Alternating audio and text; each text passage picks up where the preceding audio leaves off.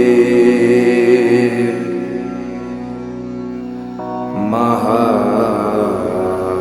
महाकाल काल काल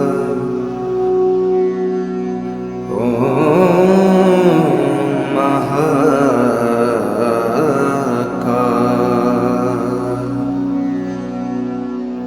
ॐ महाकाल महाकाय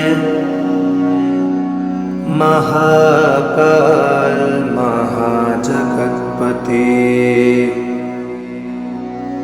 महाकाल महायोगी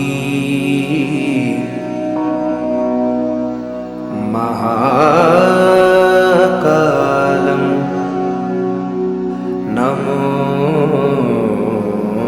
नमोस्तुते नमामि शमीशान निर्वाणरूपं विभुं व्यापकं ब्रह्मवेदस्वरूपं निजं निर्गुणं निर्विकल्पं निरीहं चिदाकाशमाकाशवासं भजेऽहं निराकार ओङ्कारमूलं तुरीयं गिराज्ञानभूतितमीशां गिरीशं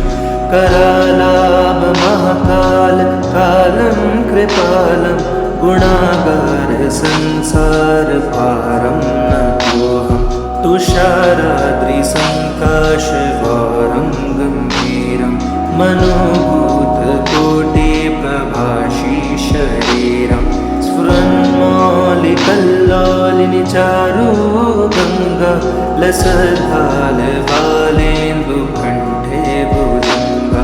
चलत्कुण्डलं भ्रूसुनेत्रं विशालं प्रसन्नाननं नीलकण्ठं दयालं मृगादेशचर्माम्बरं मुण्डमालं प्रियं शङ्करं सर्वनाथं भजामि प्रचण्डं प्रकृष्टं प्रगल्भं परेशम् अखण्डम् अजं भानुकोटिप्रकाशं त्रयशूलनिर्मूलनं शूलपाणिं भजेऽहं भवानीपतिं भावगम्यं कलातीतकल्याणकल्पान्तकारी सदा सज्जनानन्ददाता पुरारि चिदानन्दसन्दोहमोहापहारि प्रसीद प्रसीद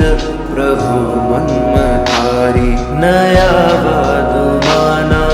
पादारविन्दं भजेतीह लोके परिवाननारं न तावत् सुखं शान्ति सन्तापनाशं प्रसीद प्रभो सर्वभूताधिवासं न जानामि योगं जपं नैव पूजं न तोऽहं सदा सर्वदा शम्भुतुभ्यं नराजन्म दुःखोदितातप्यमानं प्रभो पाहि आपन्नमामि श्रीशम्भो